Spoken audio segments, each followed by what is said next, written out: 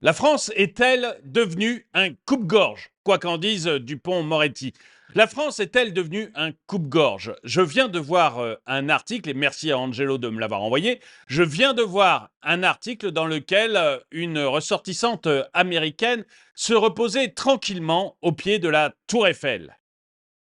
Elle se reposait tranquillement jusqu'à ce qu'elle soit agressée par un ressortissant algérien qui l'a entraînée derrière un buisson pour faire des actes auxquels elle n'était absolument pas consentante.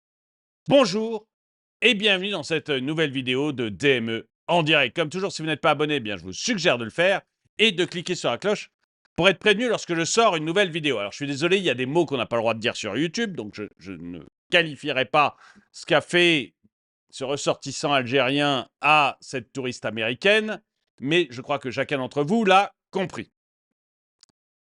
On va voir donc l'article qu'Angelo m'a envoyé, mais on peut se demander, surtout que ce n'était pas la première fois, on peut vraiment se demander si la France ne devient pas un lieu où on n'est absolument pas en sécurité. Parce que là, on parle quand même de choses qui arrivent au pied de la Tour Eiffel, au pied de l'un des endroits les plus visités du monde. Si au pied d'un des endroits les plus visités du monde, vous êtes en danger, vous risquez de vous faire violer, qu'en est-il du reste des quartiers parisiens ou même du reste de la France? On regarde ensemble de quoi il s'agit. Un ressortissant algérien de 29 ans a été incarcéré ce week-end pour un viol d'une touriste américaine sur le Champ de Mars à Paris, près de la Tour Eiffel. Donc le Champ de Mars, pour ceux qui ne savent pas, c'est vraiment au pied de la Tour Eiffel. Les détails révélés par le Figaro, confirmant les informations du Parisien, mettent en lumière les circonstances brutales de l'agression qui ont choqué l'opinion publique et ravivé les inquiétudes concernant la sécurité de cette célèbre zone touristique de la capitale française. Selon les rapports, la victime, une enseignante américaine en vacances, a été attaquée alors qu'elle se reposait près de la tour emblématique. Donc déjà, vous voyez, mais c'est pas la première fois, quoi. Qu'est-ce qu'on attend pour avoir des flics partout? Mais partout! L'assaillant, décrit comme un sans domicile fixe, donc là, encore une question, qu'est-ce qu'un sans domicile fixe algérien fout en France? Je veux dire, qu'un Algérien vienne travailler en France, pourquoi pas? Mais un sans domicile fixe qui bosse pas, qu'est-ce qu'il fout encore en France? Pourquoi est-ce qu'on garde ces gens? Surtout s'ils sont dangereux. Mais même pas dangereux, pourquoi on les garde? Donc, l'assaillant, décrit comme un sans domicile fixe, a traîné sa victime derrière un buisson où il l'a contracté à des actes EUL forcés, notamment encore un mot que j'ai pas le droit de dire, mais ça commence par fel, avant de la frapper et de la griffer, au pied de la Tour Eiffel. Qu'est-ce que fout la police? Pourquoi? Parce que vous allez voir, ce n'est pas la police qui va sauver cette personne.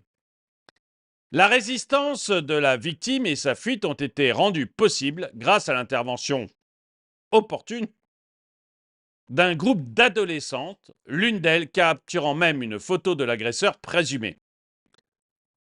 Pourquoi est-ce qu'il n'y a pas de flics partout auprès de la Tour Eiffel? Pourquoi? Et j'irais même dans Paris. Pourquoi est-ce que ce genre de choses peut arriver à Paris? C'est pas un manque d'impôts quand même. Qu'on me dise pas qu'on manque d'impôts en France. On est le pays le plus taxé au monde. Pourquoi est-ce qu'on n'a pas la police la plus présente au monde? Les autorités ont pu identifier le suspect à partir de cette photographie associée aux données du traitement des antécédents judiciaires, révélant qu'il était déjà connu pour des délits administratifs. Alors, vous avez à Paris des Algériens SDF connus pour des délits administratifs. Qu'est-ce qu'ils foutent là? Mais qu'est-ce qu'ils foutent là? Cependant, la preuve définitive est venue d'une analyse ADN qui a confirmé la présence du suspect sur les lieux du crime. Ce cas soulève des préoccupations plus larges sur la sécurité du Champ de Mars, une zone qui a été le théâtre d'autres agressions EUL signalées ces dernières années. En effet, en juillet 2023, une touriste mexicaine a été, elle aussi, violée dans des circonstances similaires, tandis qu'en février 2023, 2 touristes brésiliennes ont été agressées EULement par 2 hommes. Ces incidents récurrents alimentent le débat sur les mesures de sécurité et la surveillance des lieux touristiques fréquentés de Paris. Bon, je vais me répéter, pourquoi il n'y a pas un flic tous les 100 mètres près de la Tour Eiffel? Le nombre de cas où les gens se font, alors soit des touristes, soit des Français, se font agresser sur le Champ de Mars, alors rackettés, vous voyez, c'est pas toujours des agressions EUL comme ça, mais des raquettes, etc., il y en a constamment sur le Champ de Mars, ça n'arrête pas. Pourquoi vous n'avez pas des caméras de surveillance partout?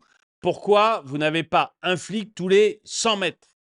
C'est facile quand même. Vous mettez des flics partout.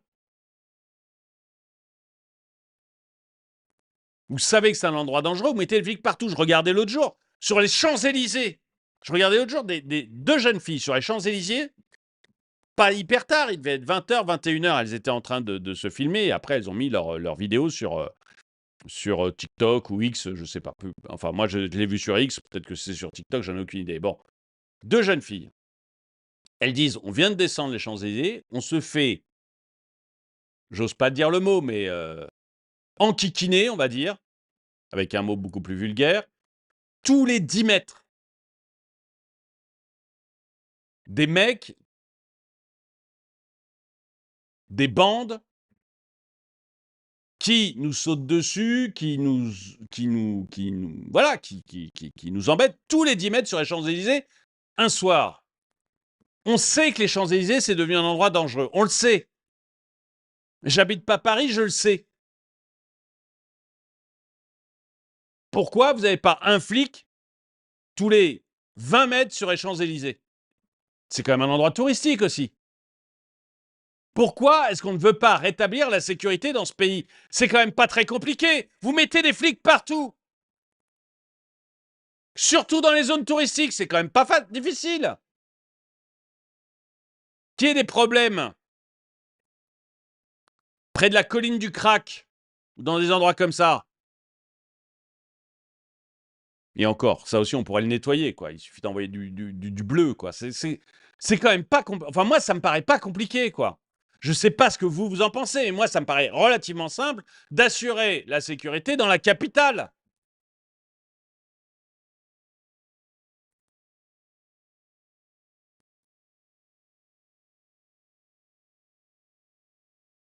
Dites-moi ce que vous en pensez. Moi, je trouve ça relativement simple à faire. Même la colline du Crac, je ne comprends pas pourquoi c'est un problème. Vous y envoyez les flics qu'il faut, ceux qui ont rien à foutre là, comme ce ressortissant algérien, parce qu'on veut bien des ressortissants algériens en France tant que ça se passe bien, dès qu'ils foutent le boxon, on les met dehors. Pourquoi est-ce qu'on se casse la tête? Pourquoi est-ce qu'on s'embête? Et la colline du Crac, vous envoyez le nombre de policiers qu'il faut, vous arrêtez tout le monde, vous regardez ceux qui ont le droit d'être, enfin les Français, bah, vous les foutez d'office en cure de désintoxication obligatoire, ou en tôle si c'est des dealers. Les non-français, vous les foutez dehors. Pourquoi est-ce qu'on se casse la tête? Pourquoi est-ce qu'on s'embête? Pourquoi est-ce qu'on s'embête? Ça me paraît être du bon sens de base, de la logique de base. Je ne sais pas ce que vous en pensez, peut-être que vous trouvez que je suis trop dur, mais la barbe, on descend, on regarde tout le monde. Ceux qui sont français, soit ils vont en cure de désintox pour les toxicos obligatoires, soit ils vont en tôle pour les dealers, c'est quand même pas compliqué. Et ceux qui sont pas français, on les dégage. Pourquoi on s'embête avec ça? Et si la police n'est pas capable de faire respecter l'ordre, alors à quoi ça sert d'avoir un État? Et pourquoi on a un État qui veut aller donner des leçons au monde entier s'il n'est pas foutu d'établir la paix sur les Champs-Élysées, sur au pied de la Tour Eiffel ou à Paris? Enfin, il y a un moment, je veux dire, ras-le-bol de l'incapacité de l'État.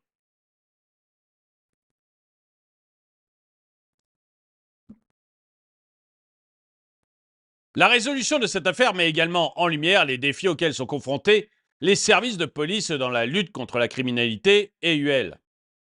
Malgré les avancées technologiques telles que l'analyse ADN et la vidéosurveillance, les enquêtes restent complexes et les victimes doivent souvent attendre longtemps avant que justice ne soit rendue. Là aussi, pourquoi est-ce que ça attend longtemps? On finit, je trouve, par avoir un droit qui joue contre nous. Pourquoi est-ce que ça dure longtemps? Le mec, il a été vu, il a été photographié, on a une analyse ADN, allez hop, il n'y a pas besoin d'y passer trop de temps.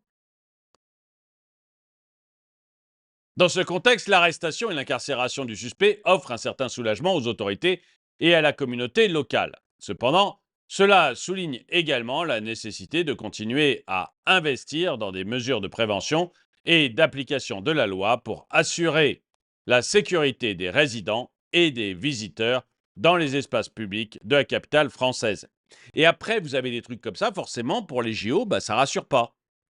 Les gens entendent parler de ça, ils ne sont pas rassurés pour venir aux JO. On a une réputation maintenant en Chine catastrophique, catastrophique. Dans tout l'Asie d'ailleurs, mais la Chine, j'en suis absolument persuadé. D'ailleurs, j'ai moins de sources pour ailleurs, mais catastrophique. De gens qui se font agresser à Paris. Faut pas s'étonner qu'il y ait moins que les JO, on n'ait pas que les hôtels soient à moitié remplis pour l'instant. Si on n'est pas capable d'assurer la sécurité des gens, ils vont pas venir.